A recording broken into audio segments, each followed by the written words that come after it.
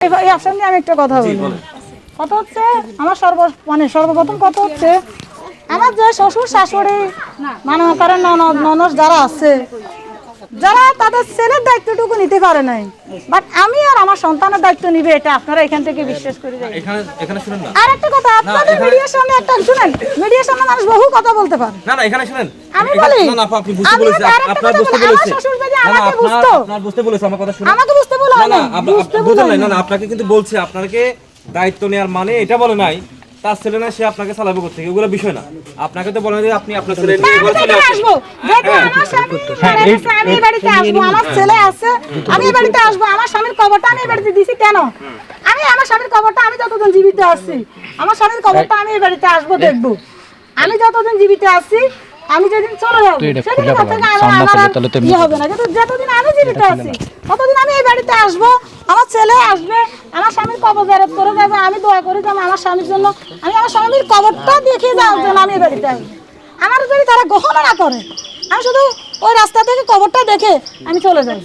আমি তাদের মধ্যে কারো কোনো দৃষ্টি করবো আপনাকে। এখন আমার কথা, আমি আপনার করছি আমি আমার স্বামীর জন্যই করছি। এখন আমাকে বিয়ে মানে ওনার ছেলে বিয়ে করাইছে পর্যন্ত ওনারা কি আমাকে সহ্য করতে পারেনি কখনো? জি। কখনো ওনারা আমাকে দেখতে পারে নাই, কখনো সহ্য করতে পারে না, কিন্তু আমি ও আমাকে ভালো রাখছে, ওদেরকে ভালো রাখছে। এখন হ্যাঁ আমি বলি হ্যাঁ রাখছে, এটা মানছি, ভালো রাখছে, আমাকেও ভালো রাখছে, কিন্তু ওরা আমার জায়গা থেকে আমি আমার দায়িত্ব পালন করছি।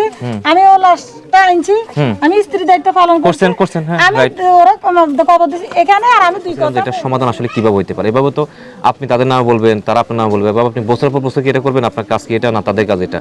এখন আমি আপনাকে জিনিসটা জানতে চাই, আপনি স্বামী মারা গেছে, খাবার দিতে চাচ্ছেন, আজকে হয় না, সেটা আগামীকালকে হতে পারে। ওনাদেরকে জিজ্ঞেস করছিলাম যে এই যে জিনিসগুলো যাই কিছু শুনলাম, ওনাদেরটা শুনলাম, আপনার শুনলাম, গ্রামবাসী শুনলাম, এটা এভাবে তো আর প্রতিদিন কি শুনবো নাকি? এটা আপনি কি সমাধান চান না? মানে আপনি কি চান? একটু আপনার কাছে আপনার দৃষ্টিতে কি হলে সুন্দর মনে হচ্ছে, মনে করেন কিভাবে হলে মনে করেন যে আপনার আমার শাশুড়ি ব্যবহার করে শুনছেন না, আর সমাধান কিভাবে করব? না আপনি আমার কথাটা বুঝেন নাই, আপনি আমার কথাটা বুঝেন নাই।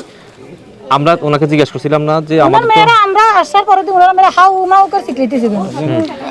আবারও আমি আপনাকে তো একটা কথা বললাম, আপনি এখন আমি যদি এবার সোজা, আপনি তাদের কাছে এখন একটা অভিশপ্ত মানুষ, সোজা সাপটা হিসাব। এবার কথাটা বুঝতে পারছেন?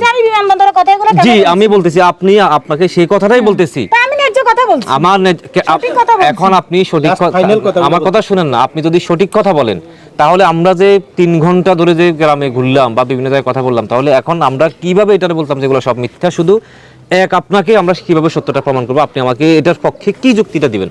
আপনি আপনার পক্ষে আমাকে 5টা মানুষের বক্তব্যটা আমাকে দেন, 5টা লোকের বক্তব্যটা আমাকে দেন, আমি নিয়ে বলবো যে উনি সঠিক।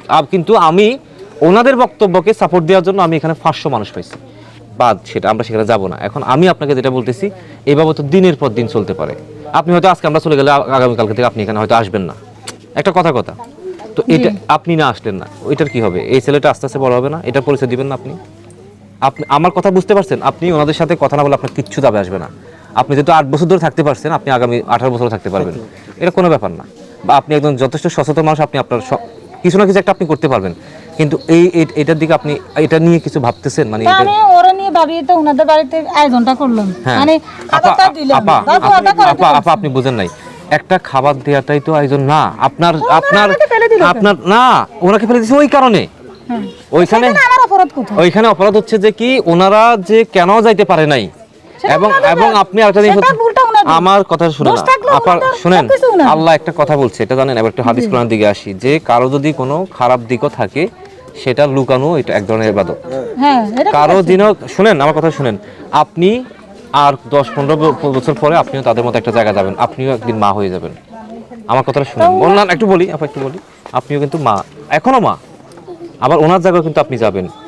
মা হিসেবে যদি এরকম একটা জিনিস যদি আপনার উপর আসে পড়ে, সেদিন আপনার মুভমেন্টটা কি হবে? আজকে যেভাবে আপনাকে প্রতিবাদী দেখতেছি বা যে জিনিসটা আজকে দেখতেছি, আমার তো মনে হয় যে আপনি তাদের থেকে আরো 10,000 গুণ বেশি সাংঘর্ষিক হবেন। কারণ মা এটা আজকে ওরা চোখ দেখাতে পারতেছে না, ওরা এখানে গেলে বলে যে তোমার ভিডিও দেখছি, এটা হয়েছে সেটা হয়েছে। এখন আপনার কাছে আপনাকে নিয়ে যদি ভাবা করে, আমার কথাটা বুঝেন, ওনাদেরকে এখন সিসি করতেছে।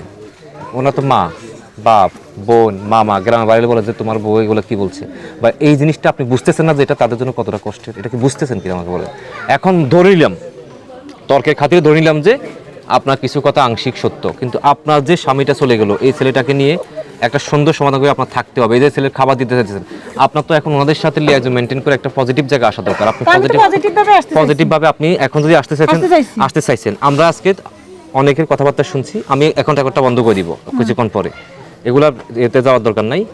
আমি আপনাকে মানে আকাশ ভাই তো আপনার আকাশ ভাইয়ের কারণে স্বামী লাশ পাইছেন, এটা তো মানেন?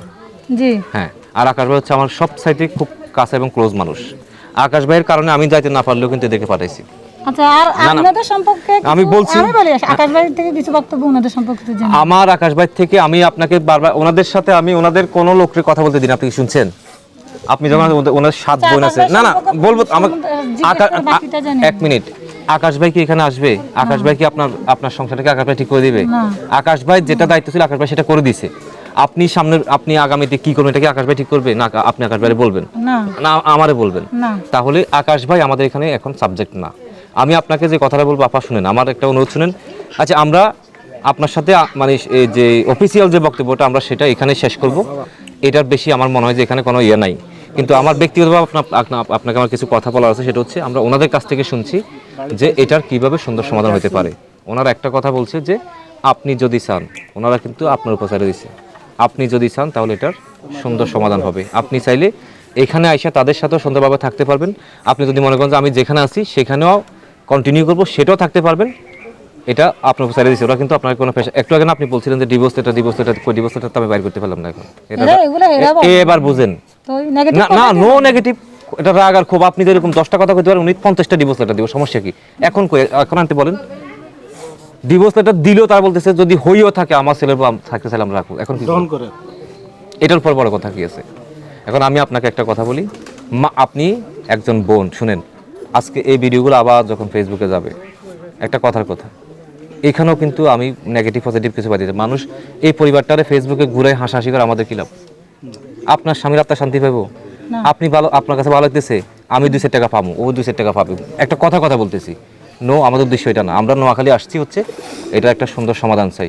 এই যে এর বিরুদ্ধে আপনার যথেষ্ট অভিযোগ ছিল, কিন্তু সে আমাকে বারবার করে বলছে আমি পাই না, আমার চোখের অবস্থা দেখছে না, ঘুমায় আসছি। ও বলছে যে আমার নোয়াখালী যাওয়া দরকার, ও কিন্তু বলছে। কিন্তু আপনারা, আমি এটাও বলছি, আমাদের ফেসবুকে কিছু সিস্টেম আর রুলস আছে। আমরা চাইলে কিন্তু ভিডিও দিতেও পারি না, চাইলে সরাইতেও পারি না। ভিডিও সরাই নেওয়া মানে হচ্ছে অপরাধ কবুল করা। সরাইছে না, ভিডিও কি এখন আছে? তো অনুশোচনা বোধ কিন্তু আমাদের সবার ভিতরে আছে। আমি কিন্তু আগে বলছি ভাই শুনে, আমি এই মাইকটা রাইখে দিতেছি, এটা আমার দরকার নাই। আমরা কোনো উকিল মোক্তারও না, পুলিশও না, থানা পুলিশও না। কিন্তু আপনার এখানে এসে সরজমিনে যেটা দেখছি, আপনি যেটা করতেছেন এটার সমাধান না। মানে এভাবে হইলে এভাবে বছর পর বছর চলে যাবে।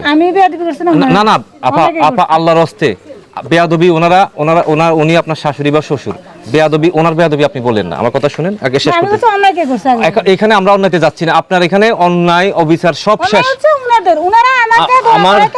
আমার দোয়া, আমি আপনাকে বলছি, আমি এবার আমার থেকে আমার কথা বুঝতেছেন না। আমি যদি এখন ওনার জায়গায় আমি যদি আনোয়ারের যদি ভাই হইতাম, যদি এমন ঘটনা করতাম, আমি আমার ভাইয়ের জন্য আমি দোয়া করতে দিতাম না। আপনি আমার কি করবেন এখন? মারবেন? আমার ভাইয়ের আমার সাথে কথা বলে না, আমার ভাইয়ের আমার দিকে তাকায় না, আমার ভাইয়ের আমার বাড়িতে আসে না, আমি আমার বাড়িতে তাতেই হবে কেন? আপনি আপনার বাসায় করেন। এটা তো সমাজের যে কেউ বলবো। আপনি শুনেন, এটা বাদ দেন, এই অভিযোগটা শেষ করে আমি আপনাকে একটা কথা বলি। আমাদের বক্তব্য যা আছে সেটা আছে। আপনার কিন্তু যে কোনো কিছু করার রাইট আছে, এটা তো আপনি স্বাভাবিক করতে, আপনি কোনো কিছু করতে পারেন। তবে আমরা যেহেতু দীর্ঘ 1 সপ্তাহ ধরে আপনার এই বিষয়টার পিছনে লাগিয়ে রয়েছি, সেই দাবি থেকে বলতেছি যে আপনি যাই কিছু করছে এগুলো বলে যান। সব কিছু করছে কিন্তু আপনার স্বামী আনোয়ার হোসেনকে নিয়ে, সে আনোয়ার হোসেন এখন নাই। আমি ওনাদের কথা আমি কি বলবো আপনাকে? এখন আমার কথা, আপনার আমি আমার স্বামীর জন্যই করছি। এখন স্বামী আমাকে বিয়ে, মানে ওনার ছেলে বিয়ে করাইছে পর্যন্ত ওনারা কি আমাকে সহ্য করতে পারেনি কখনো ওনারা আমাকে দেখতে পারে নাই, কখনো সহ্য করতে পারে না। কিন্তু আমি, ও আমাকে ভালো রাখছে, ওদেরকে ভালো রাখছে। এখন আমি বলি রাখছে, এটা মানছি, ভালো রাখছে, আমাকেও ভালো রাখছে। কিন্তু ওরা আমার জায়গা থেকে আমি আমার দায়িত্ব পালন করছি, আমি ও লাশটা আনছি, আমি স্ত্রীর দায়িত্ব পালন করছি, আমি ওরা খবর দিছি এখানে। আর আমি দুই কথা বলতে চাই না। আমি একটু বলি, এখন ধরেন সবকিছু হয়ে গেছে, ধরেন সবকিছু বাদ দিলেন, কিন্তু এখন সর্বশেষ মানে কি চাচ্ছেন? ওনারা তো একটা অপশন দিয়েছে, যদি আপনি এখানে থাকতে চান, ওখানে থাকতে চান, তাদের পক্ষ থেকে কোনো আপত্তি নেই। এখন এবং আমরা এই অপশন নিয়ে আমি একটা কথা বলি। কথা হচ্ছে আমার সর্বপ্রথম কথা হচ্ছে, আমার যে শ্বশুর শাশুড়ি, মানে কারণ ননদ যারা আছে, যারা তাদের ছেলের দায়িত্বটুকু নিতে পারে নাই, বাট আমি আর আমার সন্তানের দায়িত্ব নিবে, এটা আপনারা এখান থেকে বিশ্বাস করে যাবেন না। শেষ। না এখানে শুনেন না। আর একটা কথা, আপনাদের মিডিয়ার সামনে একটা শুনেন, মিডিয়ার সামনে মানুষ বহু কথা বলতে পারে। না এখানে শুনেন। আমি বলি, না আপা, আপনি বুঝতে আমি বলেছেন, আরেকটা আপনার কথা বুঝতে বলি, আমার বলেছেন। শ্বশুর যদি না আমাকে বুঝতো, আপনার বুঝতে বলেছে, আমার কথা শুনুন। আমাকে বুঝতে বলো না না, বুঝতে বলেন না, আপনাকে কিন্তু বলছে, আপনাকে দায়িত্ব নেওয়ার মানে এটা বলে নাই তার ছেলে না সে আপনাকে চালাবে করতে, এগুলো বিষয় না। আপনাকে তো বলেন যে আপনি আপনার ছেলে নিয়ে ঘরে চলে আসেন। আসবো, যেহেতু আমার স্বামী মারা গেছে, আমি এই বাড়িতে আসবো, আমার ছেলে আছে, আমি এই বাড়িতে আসবো, আমার স্বামীর কবরটা আমি এই বাড়িতে দিছি কেন? আমি আমার স্বামীর কবরটা, আমি যতদিন জীবিত আছি আমার স্বামীর কবরটা আমি এই বাড়িতে আসবো দেখবো। আমি যতদিন জীবিত আছি, আমি যেদিন চলে যাবো সেদিন থেকে আমার আর ইয়ে হবে না, কিন্তু যতদিন আমি জীবিত আছি ততদিন আমি এই বাড়িতে আসবো, আমার ছেলে আসবে, আমার স্বামীর কবর জিয়ারত করে যাবে, আমি দোয়া করে যাবো আমার স্বামীর জন্য, আমি আমার স্বামীর কবরটা দেখে যাওয়ার জন্য আমি এই বাড়িতে আসবো। আমার যদি তারা গ্রহণ না করে, আমি শুধু ওই রাস্তা থেকে কবরটা দেখে আমি চলে যাই, আমি তাদের মধ্যে কারো কোনো কিছু